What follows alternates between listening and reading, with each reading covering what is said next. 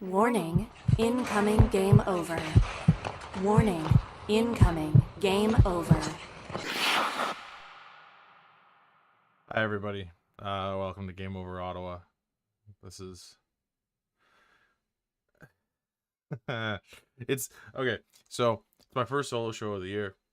It's my first show in, it's been over 3 weeks since I've last hosted a show, and it's a shame that it's got to be as absolutely brutal as this one for my first time back in quite a while.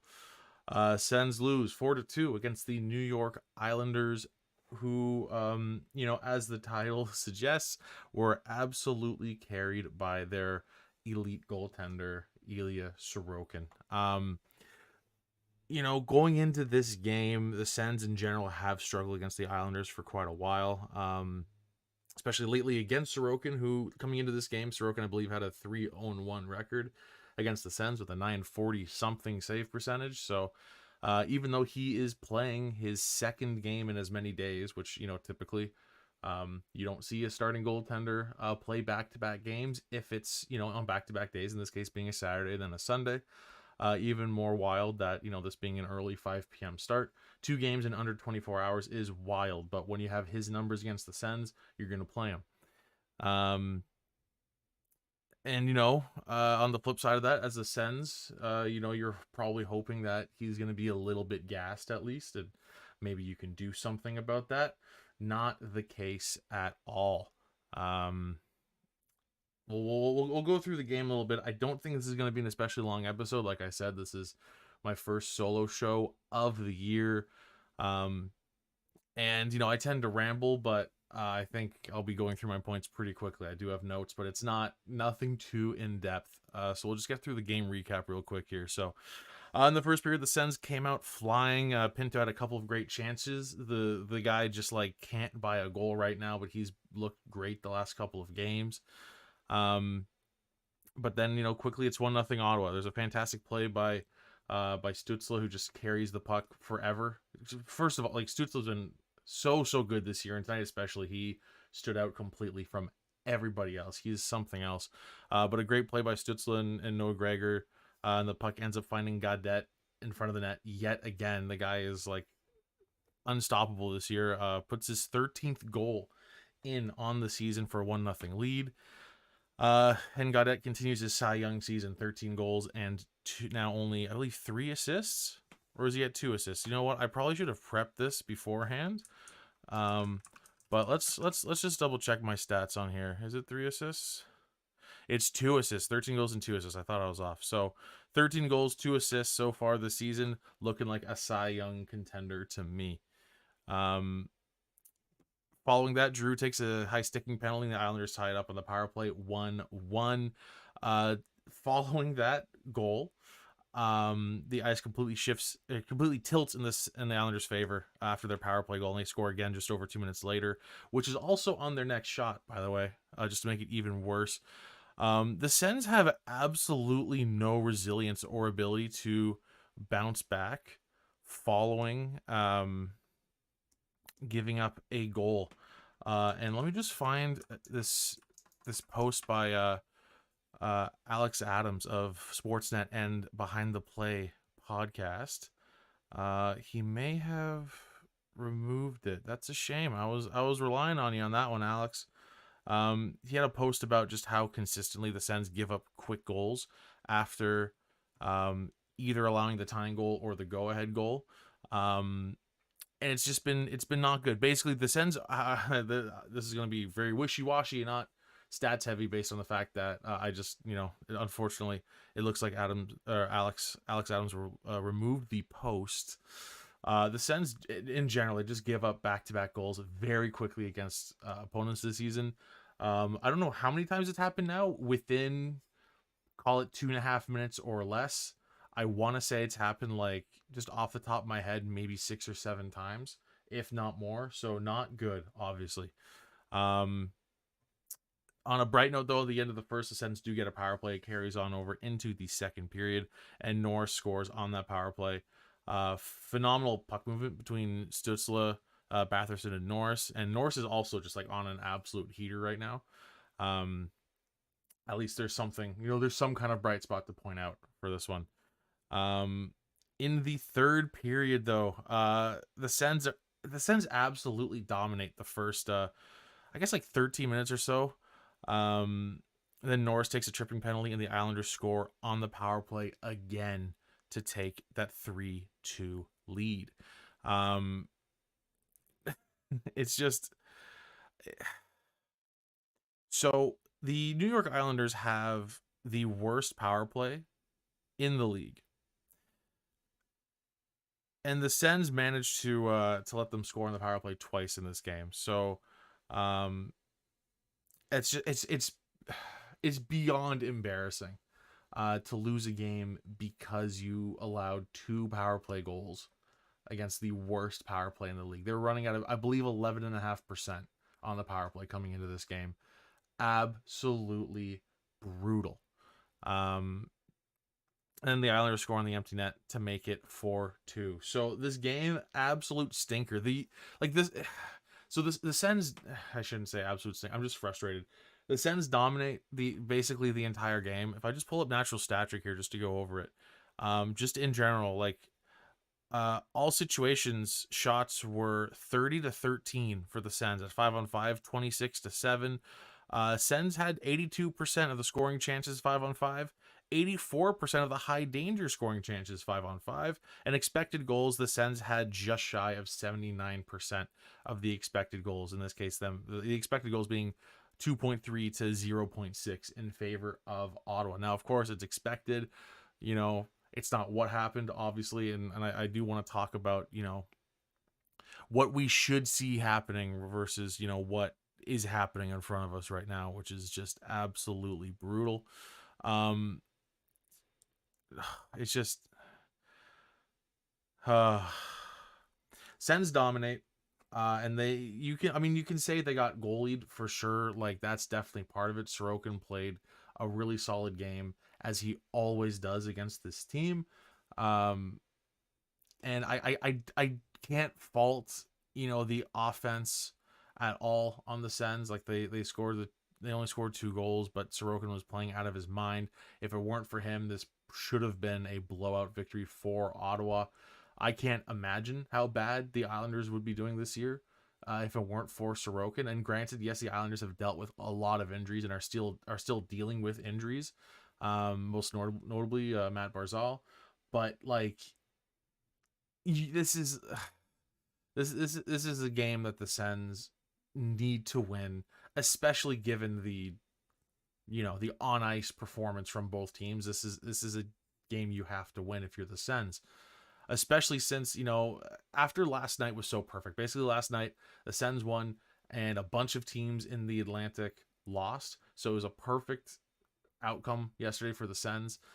Today, I don't know how it's affected by other teams playing, but essentially tonight, if the Sens had beat the Islanders, they would have passed the Islanders in the standings, and I believe the Sens would have been tied for that bottom wildcard spot at this point, which is wild to think about, given the fact that coming into this game they were 500, 12-2, I believe, now 12-13-2, back to under 500. It's December, of course it is.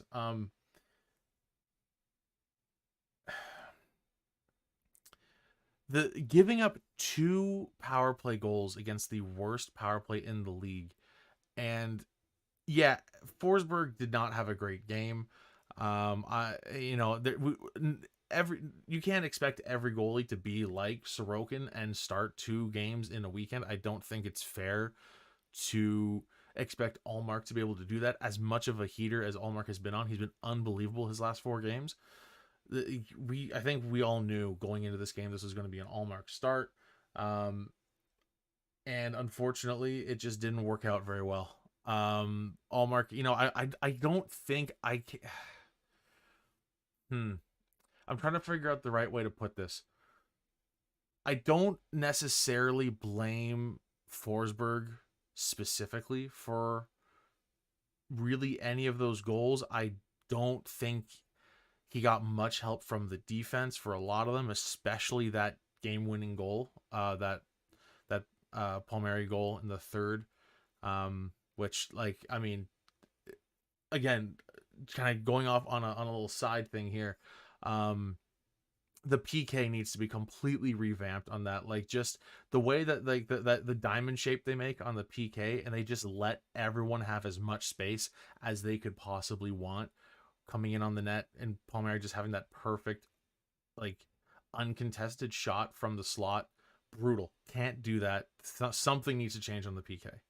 But all that to say, I don't think that this game is Forsberg's fault. I do think that you can put a lot of blame on the defense for those specific instances. I know Jensen looked pretty weak on I believe the second goal for the Islanders, the McLean goal. Am I remembering the order right? I should have probably double check. I believe it was Lee first, then McLean. Yeah, so I think it was on the McLean goal that Jensen looked very out of place. Basically, the defense didn't help on the power or on the penalty kill. I guess if you're looking at it from the Sens perspective, the defense didn't help with the penalty kill. But it would be nice to see Forsberg make a save that he shouldn't. You know, like just one save that you shouldn't make would be ideal. So I'm not ready to put all the blame on Forsberg. I'm also not really ready to put all the blame on the defense. There wasn't a great game from them, you know, for those penalty kills at least. But, you know, it'd be nice to see Forsberg make a save and steal one once in a while. I don't know if I have a whole lot else to talk about with this game.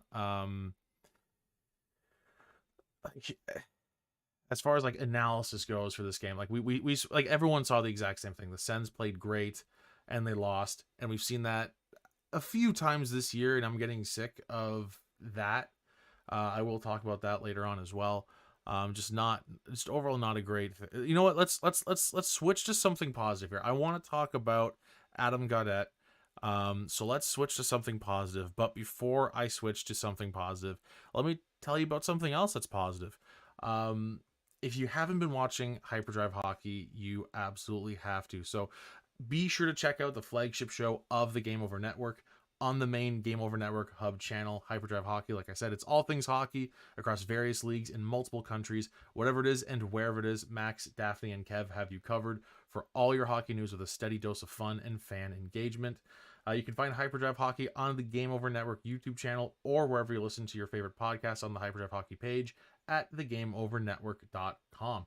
Fun little addition to Hyperdrive recently has been a few of us Game Over hosts have been going in on, I believe it's on the Friday show, where there's been a bit of a mix with the Game Over host. We go in there and I believe essentially what it is you come in with a hot take and just kind of get into an argument. I think the whole point of it is to get into an argument. So see how that all goes going forward. I haven't had the chance to join in, but I'm looking forward to it being able to do that sometime soon. So let's head on over to the second period. Let's talk about Adam Gaudette, because like at this point, I mean, like I think we just have to accept the fact that Adam Gaudette is legit. Like I've been, you know, I don't think it's fair to say I've been waiting on him to drop off.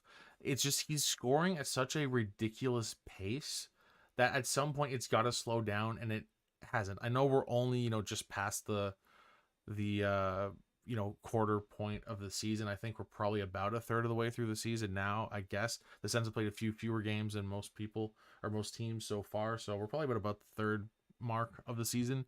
And at this point, he is on pace for 47 points. 41 of those points being goals, which is so it's ridiculous. He's on pace for 41 goals so far, 13 goals through 26 games. 13 goals, 2 assists. And like he was asked a little while ago by, I can't remember who it was that asked him, you know, if he's surprised at the pace that he's scoring at, the fact that he's keeping it up. And I believe his answer was something along the lines of like, no, not to sound cocky, but no, I'm not surprised, because he's right in how he explained it. He's scored at every level up until this point. So he was a 5th round pick in 2015 out of the USHL.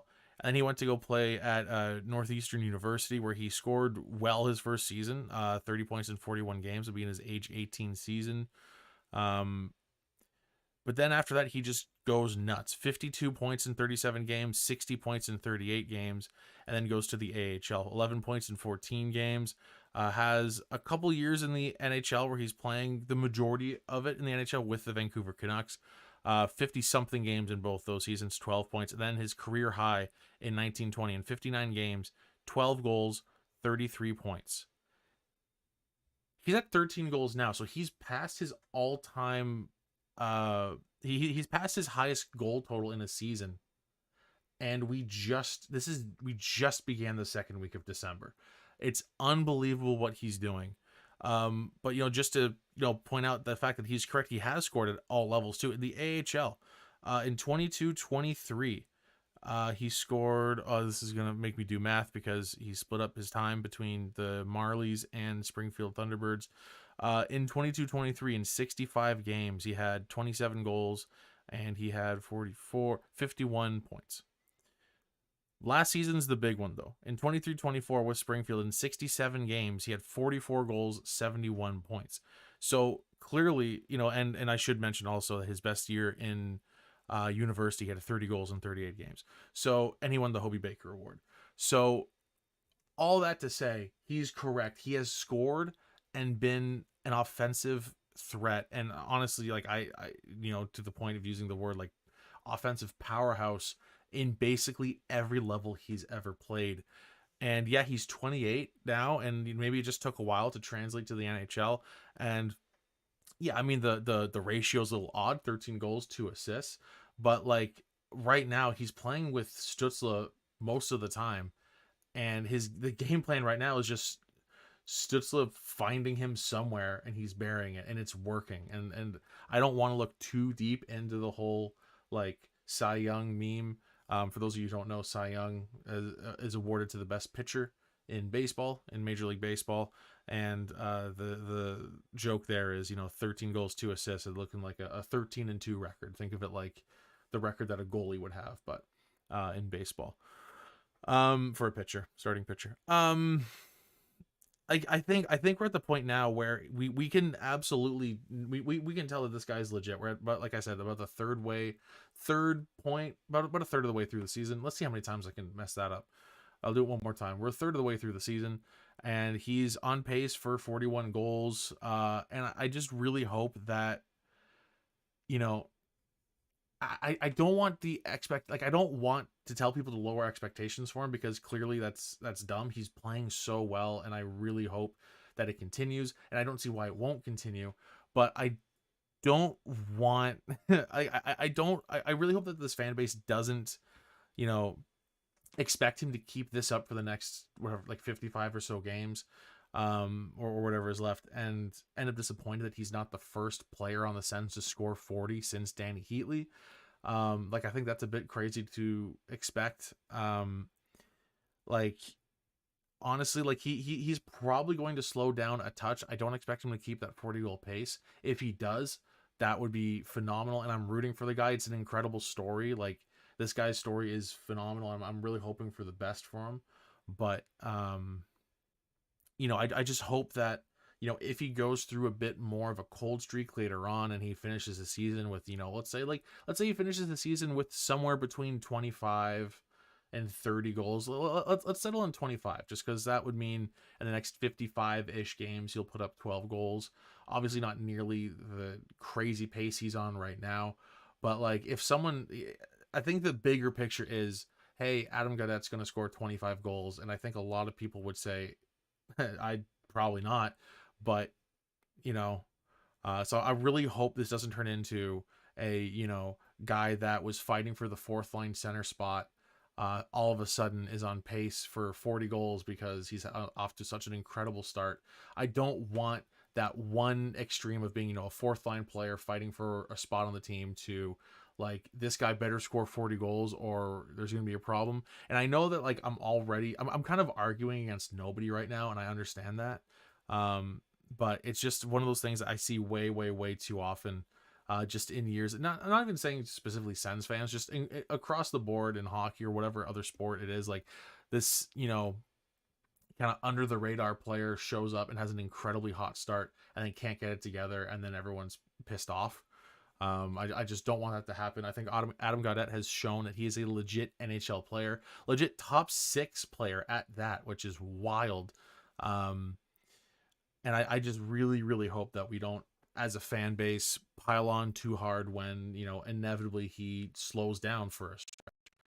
There's going to be a, 6, 7, 8 game stretch where he doesn't score, and people are going to start, talking about it, and like, let's settle down a little bit, at this point though, like I'm, obviously I want to see the year play out. But as long as he's enjoying his time in Ottawa and, things continue to go well for him, I can't imagine why he would necessarily want to leave. If you're watching this and you're not a Sens fan and you're looking at the standings, haha, I made the joke for you ahead of time. But no, like I think he's having a good time, and I hope that he sticks around, and because he's clearly a very useful player going forward, and I think he'd be a very important part of the Sens. I don't know if you want to even say depth, like, like I said, we're 26 games into the season. Is he going to look this good by game 60? Who knows, but we'll see. It'd be nice to see him want to stick around and, continue to be part of the, I don't know about the core, but like, at least I can see him being a middle 6 guy for the foreseeable future, but we'll see. With that, I guess we're going to make the shit sandwich here and go back to being a little bit negative for our third segment of the show. But before we do that, I do need to let you guys all know about LaRouche. So Game Over, right? We're the Game Over network now, and we've as most of you know who have been watching for quite a while, this is our first year fully independent. And we are an independent production that's focused on community inclusion and quality people. If you're interested in supporting the Game Over Network, we have crowdfunding options available. In the description of this episode, you'll find a link to our Patreon page, and we're also working on a page through LaRouche, which is a crowdfunding platform for companies originating in Quebec. For LaRouche, the goal for when that happens is we're aiming to raise $15,000, because if we hit that goal, we'll then be able to gain access to government grants that will allow us to employ more people. And also pay people fairly for their work. And if you have any ideas for what you'd like to see as giveaways or whatever for these crowdfunding efforts, let us know in the comments on Twitter, Instagram, Blue Sky, our Discord server. You should join our Discord server, by the way, if you haven't. It's a good time. So now let's go back to being a little negative here, and for anyone who's watching live, if you want to toss out some thoughts and stuff in the chat, I'll be sure to check that out in our final segment. This one I don't think is gonna be a very long segment, so I will be taking a look at the chat very, very shortly. So if you have any questions, concerns about the Sens, feel free to toss them in the chat right now. So segment 3 is just called Panic Time ? Because I'm kind of there. I think I'm here a little earlier than some. I think I'm here later than most as far as Sens fans go. We're at the point now where, this was game 26. Or was it game 26? No, this was game 20. Game 27? I can do math. Was it 12, 13, and 2? Game 27. We are through 27 games and 12, 13, and 2.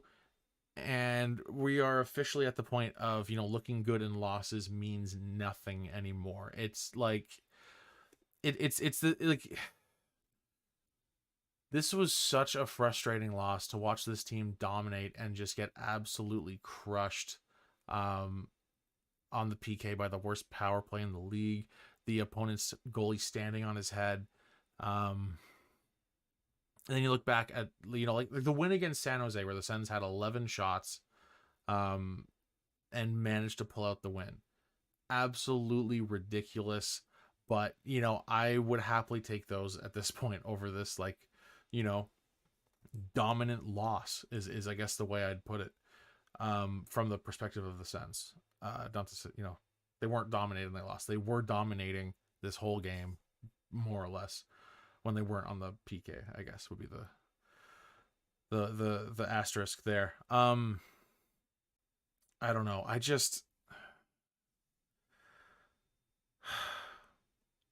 like we're at the point now where these good losses, or whatever you want to call them, the losses where they looked good, where they should have won, like it's so pointless right now. You need to get the 2 points. I don't care how you do it. You just need to get those points on the board, because at this, like, the fact that the Sens are still even remotely in the hunt for a wild card spot is absurd. The number of teams that are just like struggling right now, the number of teams that should be good and are just mid as hell, and the fact that this is like the Sens can't take advantage of that makes it all the more frustrating. This team needs to put together some wins. I don't care how they do it. But I am officially in panic mode. I am officially in, like, if they do not get this together, like if this team isn't well over 500 by the end of December, it's a wash. There's a reason everyone talks about the St. Louis Blues in 2019, because it never happens. The last place team never wins the cup. And, the Sens aren't in last place, but, you get what I'm trying to say. You're smart. You can put thoughts together how I'm saying them poorly. It's fine. You get the gist of it. You get the picture. This is brutal. I'm having a very rough time with this one. But yeah, all that to say, I am officially in panic mode.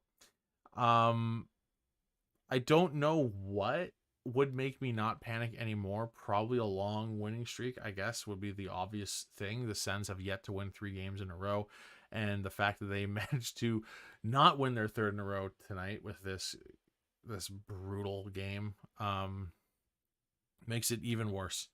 Ideally, this I guess this loss hurts a little less following back-to-back wins.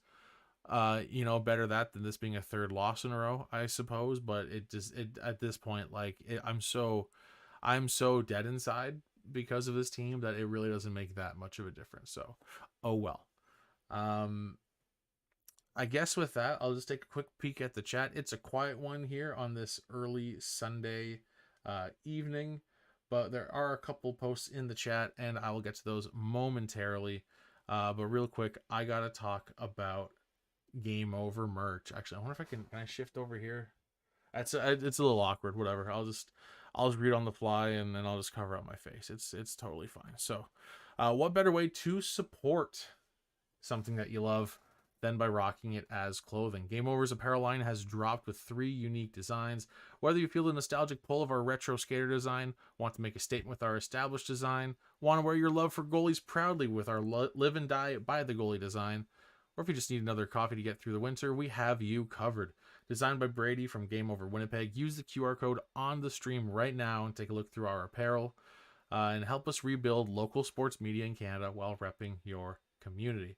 And by the way, a little update for the holidays. Using the code GOHOLIDAYS, that's GO Holidays, we're offering 15% off on all the winter products, so hoodies and the beanie. So this will be active until December 25th with a different sale dropping on Boxing Day.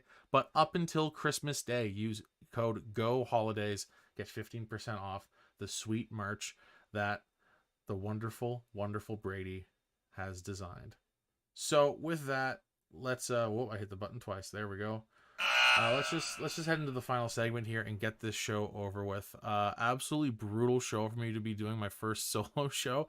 This game was tough, and I don't love the fact that I had to do this one on my own. So, from Kelly in the chat about Adam Gaudette, even if he slows down, I feel like at like league min or near there, we cannot complain. Absolutely.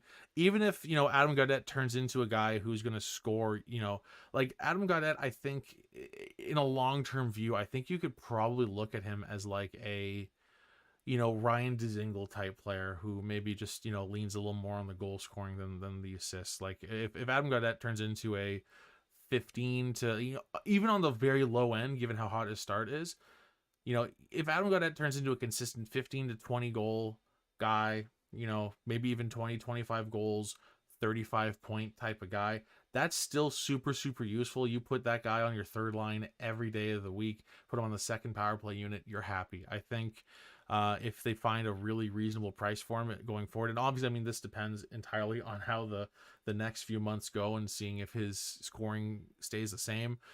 If he does put up 40 goals this year, I don't know what kind of contract he'll be demanding. Someone in his position, I could imagine he'd be looking for, maybe not the highest value per year, but I'm sure he'd be looking for a lengthy contract just to have a bit of stability for the first time. He's worked his ass off his whole career to find that. So I could imagine, say he finishes the season with even, say he finishes the season with 30 goals. I could see him looking for a, 4x4 at the minimum type of deal, which is, maybe a little pricey for someone who hasn't been consistent in the league ever, but, the numbers don't lie. He put up the points. We'll see what happens at the end of the season. And from Kelly again, also, I swear the games that are the most horrible to watch pretty much always end up being against Minnesota, the Islanders, or Carolina. Islanders and Carolina, I will absolutely agree with you on. That's brutal every single time for whatever reason. Maybe because it feels like I'm doing a lot of the Islanders or Carolina games. Sens never beat them, ever. Minnesota, you're probably right as well. I think I'm not thinking of too many specific Minnesota games. Although I am biased. When I think of the Minnesota Wild playing against the Ottawa Senators, I think back to the game that I went to where Erik Karlsson scored his first NHL goal, which I believe would have been in December 2009. At some point in there, I think it was December 20 something. I want to say I think I was on winter holidays in middle school. We went to the game and Erik Karlsson scored his first NHL goal.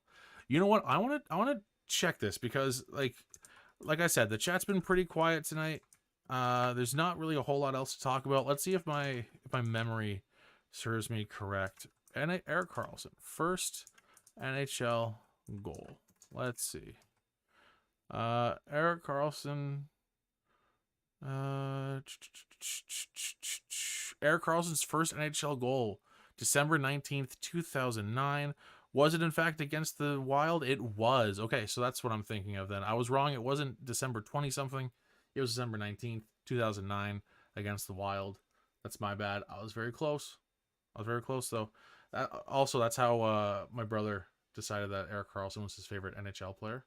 Was because he was like, I saw his first goal. Turns out it was a pretty solid bet on picking your number one NHL player based on the first goal. And Kelly says also Minnesota was the game over we did together, and we just didn't know what to say. Yeah, I mean, yeah, that's also a very good point. Like anyone who's been on Game Over in the past and has had a brutal game to talk about, I've noticed, there's a few people who've only been on the show once or twice, and it's usually a couple stinkers, just because that's typically how it goes when you're covering the Ottawa Senators. And there's just not much to talk about, and you're like, well, now I'm going to hold a grudge against this team for the next little while. I think with that, we're going to call it a show. Not a whole lot else to talk about. Shorter show compared to the last few. Obviously, when we have a couple of hosts on, it usually goes like well over an hour. I don't know how to.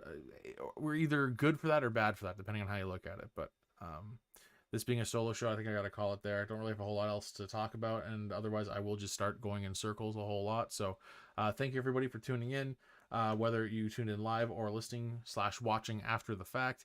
Really appreciate it. And hey, if you weren't watching live and you think it might be a good time, highly recommend it. Come check it out live. On the busier days, this is probably a bad example to use considering how quiet it is today, but for the most part, the chat is very lively, and it's always a really good time going back and forth. So with that said, again, thank you so much for watching. Be sure to check out the rest of the Game Over shows across Canada, and we will see you soon. You know what? I might as well let you guys know what the next one is. What is the next one? So obviously the next one is against the Ducks. I know that the Sens are playing the Ducks, but who's hosting? Maude will be hosting the show against the Ducks on Wednesday night at 7:30. So be sure to tune in for that one. Next game is on Wednesday, and I'll be back on the show with Maude shortly after that against the Penguins on the 14th. So I'll see you all very soon. Maude will see you a little sooner. Have a great night, everybody, and hope you had a good weekend. That's not a great way to end it. This brutal game. Anyway, at least tomorrow's Monday. Oof. That sucks. All right, well, I'll talk to you again later on, guys. I always have a tough time signing off on the show smoothly. I always got to go around in circles a few times, so I'm just gonna end it right now. Thanks for watching. See you next time.